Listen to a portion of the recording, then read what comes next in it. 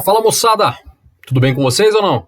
Vamos dar sequência agora à região sul e vamos trabalhar um pouquinho dos seus aspectos humanos, demográficos, de ocupação territorial ao longo do seu processo histórico, ok? Bora lá, pessoal. Vamos falar então sobre a ocupação e o povoamento da região sul do Brasil. Como é que foi? Como é que se deu isso? Nada melhor do que espacializar, né, pessoal? Eis aí para vocês um mapa, novamente, da porção sul do Brasil. Ok? Vamos trabalhar aí, pessoal, por momentos importantes dessa história, tá? A começar aí, ó, do século XVII. Aí vocês vão me perguntar assim, pô, professor, mas antes do século XVII não tinha ninguém aí? Tinha os habitantes locais, né, pessoal? Os indígenas, né? Nós só vamos observar um pouquinho de ocupação aí, pessoal, a partir do século XVII, com missões jesuítas. E diga-se de passagem que essas missões jesuítas aí, pessoal, tinham um forte viés de catequização dos índios, né, dos indígenas. E muitos desses jesuítas eram espanhóis e não portugueses, tá, pessoal? Então isso aí gerou um problema muito grande, porque, ó, inicialmente eles montaram suas bases aí, digamos assim, em Guaíra, né, no atual estado do Paraná, e também no local chamado Tapes, né? Seria ali uma cidade no Rio Grande do Sul, atual Tapes, né? Vocês vão perceber, pessoal, que entre uma e outra tem uma distância considerável, né? Ou seja, os jesuítas estavam buscando se estabelecer em áreas diversas aí, e óbvio que isso daí para a coroa portuguesa não era visto com bons olhos. Por quê? Porque para eles significava o avanço aí do poderio espanhol, certo? E isso aí ficou muito evidente, pessoal, nessa região aqui do Rio Grande do Sul, ó, no noroeste do Rio Grande do Sul, na região chamada região das Missões, né? Onde até hoje nós temos a cidade de São Miguel Arcanjo, aí um patrimônio arqueológico, né? O que sobrou de uma igreja, de uma área de catequização jesuíta, né? Na cidade de São Miguel Arcanjo, no Rio Grande do Sul. Obviamente isso não era bem visto pela coroa portuguesa, logo essas missões jesuítas foram destruídas por bandeirantes, né? A missão das bandeiras, lembram disso? Desvencilhar aí, desbravar novas terras, descobrir novos recursos e também, por que não, combater inimigos, né, pessoal? Combater oponentes aí, no caso aí os espanhóis, né, para não ganhar terreno. Mas tem que imaginar que nesse momento aí, pessoal, o Brasil, a colônia Brasil, enquanto colônia, não tinha ainda as fronteiras bem definidas, né? Então era realmente um ponto de disputa entre portugueses e espanhóis, né, pessoal? A começar do fato que pelo Tratado de Tordesilhas já deveria ser espanhol isso daí, né? Não deveria nem ser português, mas nós sabemos que a história foi um pouco diferente, né? Pois bem, dando um salto aí, pessoal, século XVIII, nós temos aí inicialmente a entrada de colonos açorianos, ou seja, portugueses das ilhas de Açores, né, do arquipélago de Açores, vieram para ocupar o que hoje nós chamamos região sul do Brasil. E eles chegaram e fundaram cidades importantes, pessoal, como por exemplo Porto dos Casais, que hoje nós chamamos aí de Porto Alegre, capital do Rio Grande do Sul, né?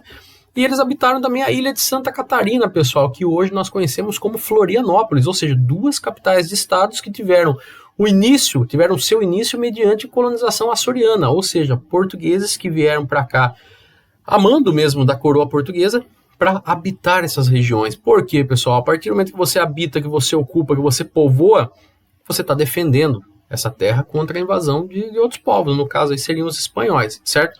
Mas o século XVIII, pessoal, ele ficou muito marcado também pela ocupação de uma área importantíssima do Rio Grande do Sul, chamada de Campanha Gaúcha, que está em destaque aí no mapa. Qual que é a característica principal da Campanha Gaúcha, pessoal? Nós já vimos na aula passada, tá? Naturalmente falando, é o domínio dos pampas. É onde nós temos, pessoal, o domínio das pradarias, né? Você tem aquela vegetação rasteira, planalto suavizado. Você vai falar para mim, professor, mas qual que é a diferença de pradaria e pampa? Quando nós falamos de pradaria, quando nós falamos de campos, pessoal, nós estamos falando da vegetação, certo? Gramíneas, né? Aquela vegetação baixa, pastagem ideal, né?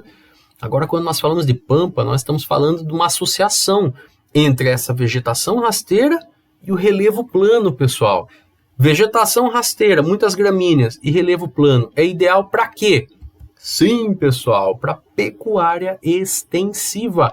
Então, a forma que os portugueses encontraram de ocupar, se não com pessoas, mas com animais, essa região aí, foi exatamente com a pecuária extensiva. Então, nós temos aí a pecuária sendo praticada já no século XVIII, pessoal, por meio aí desses portugueses, certo? Então você teve aí uma ocupação luso-brasileira, porque já tinham também habitantes que já eram nascidos aqui na colônia, né, que também foram para lá para ocupar essa região.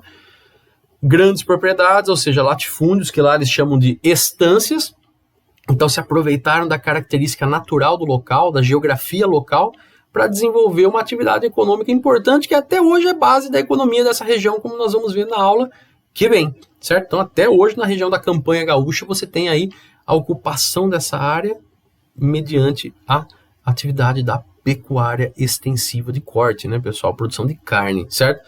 Soma-se a isso, pessoal, que ao sul do atual Rio Grande do Sul, nós tínhamos a província Cisplatina, ocupada por espanhóis. Então, a partir do momento que você cria uma barreira, como vocês podem ver, a Campanha Gaúcha pegava boa parte da fronteira do Rio Grande do Sul com o Uruguai, né? Ou, no caso aí, do Rio Grande do Sul com a até então província Cisplatina, que pertencia à Espanha. Então era uma forma dos portugueses defenderem o território, né, ocupar essa região fronteiriça e não deixar os espanhóis avançarem em direção ao, então, território da colônia portuguesa.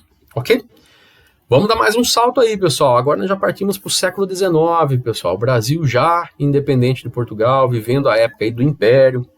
Havia, sim, a preocupação ainda de ocupar essa região sul, principalmente porque outros países já estavam também com a sua independência, né, como é o caso da Argentina, como é o caso do Uruguai, como é o caso do Paraguai, e países vizinhos aí do sul do Brasil, né, e países que também estavam em processo de formação territorial e formação de fronteiras, pessoal. Então havia uma preocupação por parte do nosso imperador de ocupar essa região de maneira efetiva. É aí que nós temos no século XIX, pessoal, a ocupação da chamada região das matas. Seria a região central da região sul do Brasil, tá? Como vocês podem ver aí no mapa, né? O centro-sul do Paraná, região central ali de Santa Catarina, quase Santa Catarina inteira, né, pessoal? E o norte do Rio Grande do Sul. É uma região onde o relevo é um pouco mais elevado, você tem ali planaltos, né? É onde nós temos o domínio das araucárias, ou pelo menos tínhamos, né, pessoal? Porque hoje o domínio das araucárias também está bem escasso, né? Mas na época, então, era o domínio das araucárias. Soma-se a isso, pessoal, que o Brasil passa também de império para a república. O Brasil passa, pessoal, de uma mão de obra escrava para uma mão de obra livre. A partir do momento que você tem aí uma escassez de mão de obra, pessoal, é necessário também a entrada de imigrantes, né? Só que detalhe, né, moçada? Assim, os colonos que para cá vieram, principalmente aí alemães, italianos, os eslavos, quando a gente fala de eslavo, a gente está falando de polonês, ucraniano, russo, né, aquele pessoal que ocupa aquela porção central da Europa. Os primeiros vieram a mando, literalmente, do imperador, né, Dom Pedro II. E detalhe maior ainda, pessoal, havia uma preocupação muito grande por parte do governo brasileiro na época de embranquecer a nossa população, ou seja, a nossa população que na época o que tinha de princípio era uma grande miscigenação, né, entre o elemento português, né, o branco, o indígena, o negro escravizado, era uma grande miscigenação. Então a população brasileira da época, a população local, realmente tinha um tom de pele mais escuro. E havia uma preocupação por parte aí da elite brasileira da época de embranquecer a população brasileira. Então é muito curioso isso daí, pessoal. O próprio autor da apostila cita aí essa questão aí do embranquecimento. Tanto é que muitos que vieram aqui para se estabelecer na região sul do Brasil, sejam alemães, italianos e muitos desses eslavos, acabaram adquirindo terras por parte do governo brasileiro da época. Ganharam, pessoal, pequenas e médias propriedades. Então é muito curioso, né? Porque o restante do Brasil todo, principalmente se considerarmos o Nordeste, tem uma tradição ali latifundiária, grandes extensões de terra na mão de poucas pessoas. O Sul já começa diferente, começa com pequenas e médias propriedades, sendo distribuídas para essas famílias para que pudessem viver, para que pudessem plantar e desenvolver a sua vida. E curiosamente hoje a região Sul ela tem índices socioeconômicos muito adiante, muito acima do restante do país, né? O restante do país que eu falo seria a região norte e nordeste principalmente. Será que isso tem a ver com o seu processo de formação histórica? Com certeza, pessoal. Com certeza. Ok? Os melhores exemplos aí, ó, dessa ocupação da região das matas, pessoal. Nós temos Blumenau, Santa Catarina e Pomerode, também Santa Catarina, com ocupação alemã. Além de outras cidades também, né? Que a gente pode encontrar, São Leopoldo, por exemplo. Tem muita cidade aí que foi ocupada por alemães, né? Nós temos Prudentópolis, pessoal, na região central do Paraná, de ocupação ucraniana. Tem até uma igreja aí que vocês estão vendo aí da Católica Ortodoxa, é uma cidade muito linda, eu já tive a oportunidade de visitar lá, vale muito a pena, tá? E Um exemplo também é Garibaldi, no Rio Grande do Sul, com ocupação italiana, pessoal. Então nós tivemos sim a entrada de muitos imigrantes aí a partir do século XIX na chamada região das matas, ok? Pois bem, pessoal, a região mais recente de ocupação aí do sul do Brasil é o chamado norte do Paraná, em destaque aqui no mapa, tá? Isso só vai ocorrer no século XX, tá? Principalmente entre as décadas de 1920 e 1950, isso se deu graças à expansão da cafeicultura paulista pelos solos de terra roxa. Lembra que veio pelo oeste de São Paulo, como nós já estudamos, né? Veio do Rio de Janeiro, passou pelo Vale do Paraíba, aí depois passou pelo oeste de São Paulo e veio até o Paraná. Então a cafeicultura chega no Paraná entre essas décadas que eu acabei de colocar para vocês aí agora, tá? Diga-se de passagem, pessoal, que esse norte do Paraná foi ocupado por brasileiros, né? Que já residiam no estado de São Paulo, por exemplo, ou ainda no estado de Minas Gerais e foram para essas fronteiras agrícolas, né, novas aí do Paraná, mas também por eslavos, como eu acabei de falar para vocês, russos, poloneses e ucranianos, e também japoneses. Lembra que nós falamos da região sudeste aí, pessoal? Nós tivemos a entrada de japoneses no oeste de São Paulo, região de Marília, por exemplo. Então, muitos foram para o norte do Paraná pela proximidade geográfica, coisa aí de 300, 400 quilômetros no máximo, né? Então, muitos japoneses se estabeleceram também no norte do Paraná. Ok? Agora vamos falar um pouquinho aí, pessoal, dos aspectos populacionais, tá? A região sul do Brasil é a terceira mais populosa, aproximadamente aí 15% da população brasileira. Só perde aí para o sudeste e para a região nordeste, né, que ainda é uma região muito populosa, certo? Agora uma coisa que chama muito a atenção, pessoal, na região sul é a boa distribuição da população entre o litoral e o interior, tá? Por quê? Dá uma olhadinha aí, vamos espacializar, ó. Cidades importantes da região sul. Estado do Paraná, ó, nós temos Maringá, Londrina, Curitiba, são as principais, né? Poderia falar também aí de Ponta Grossa, poderia falar de Guarapuava, poderia falar ali de Pato Branco, tem muitas cidades importantes também ali no Paraná. Mas aqui eu dei destaque para essas três. No estado de Santa Catarina, ó, Chapecó, Concórdia, Joinville, Criciúma e a capital Florianópolis. No Rio Grande do Sul, ó, Passo Fundo, Caxias e Porto Alegre, mas poderíamos falar também de Pelotas, Rio Grande, Bagé, Uruguaiana, entre outras, tá? Curiosamente, pessoal, ao contrário de outras regiões, a região sul do Brasil ela tem uma distribuição demográfica interessante, ela tem uma densidade interessante entre o litoral e o interior. Muito disso vem da sua formação histórico-social, que nós acabamos de falar agora, né, pessoal? A tal da distribuição de pequenas e médias propriedades por parte do governo brasileiro para essas famílias que para lá se estabeleceram, tá? Então, olha aí mais uma consequência, uma melhor distribuição demográfica, certo? Outra coisa que chama atenção, pessoal, nós temos na região sul aí um IDH muito elevado em comparação com o restante do país, tá? O único que consegue combater um pouquinho o sul aí seria a região sudeste, tá? Centro-oeste, norte e nordeste não chega nem próximo. Nós temos taxas de mortalidade infantil muito pequenas, nós temos os melhores indicadores educacionais, nós temos uma segunda maior renda per capita, pessoal. Lembrando que a renda per capita é um índice questionável, né, pessoal? Você pegar toda a renda e dividir pelo total da população. Nós sabemos que é um valor irreal, não pode ser levado ao pé da letra, mas é interessante quando nós comparamos aí, fazer parâmetro, né, entre uma determinada área e outra, ok? Chama atenção para vocês, pessoal, para esse gráfico, ó. A escala do IDH, pessoal, das cidades, o IDHM, né?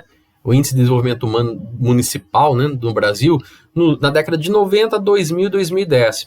E é fato, pessoal, que o Brasil, durante esse período aí, praticamente aí esse intervalo de 20 anos, o Brasil teve um avanço muito grande quanto ao seu IDH. Só que eu gostaria de destacar para vocês, ó, a região sul aqui em 1991, ó, ela já tinha um IDH um pouco acima do restante.